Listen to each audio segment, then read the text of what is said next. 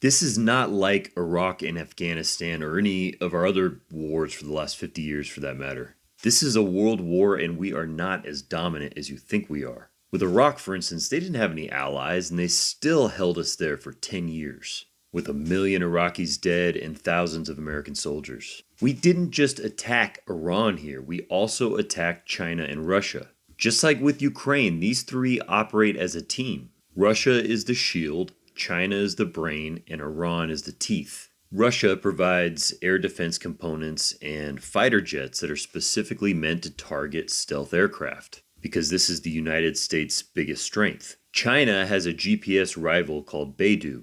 This allows Iranian commanders to communicate even when the internet's out.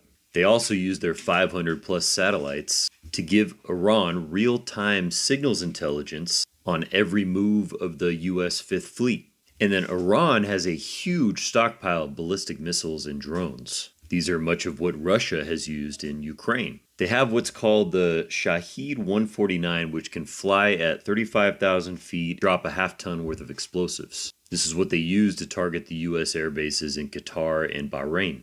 Now, in terms of air dominance, we still have the advantage because of our stealth aircraft and quick-moving carrier groups. Israel has the advantage, thanks to us, of their defensive shield. It's battle-tested, but not invincible. As we've seen, it can struggle with both hypersonic and cluster missiles. And again, the US has the general power advantage, but it's nowhere near what it used to be, and there are some really clear weaknesses. The Chinese Beidou is completely unjammable and provides high-res images. And the US generally relies on larger bombs like Tomahawks. But these are expensive and the stock can run out quick. Russia, Iran, and China have huge stockpiles of inexpensive but effective drones and missiles. This is why Russia can seemingly keep fighting in Ukraine for as long as they need. These countries also have huge industrial capacities compared to what we have. Lots of land and lots of factories, which was one of our strengths in World War II. Russia and China are way too dependent on Iran to just let it fall.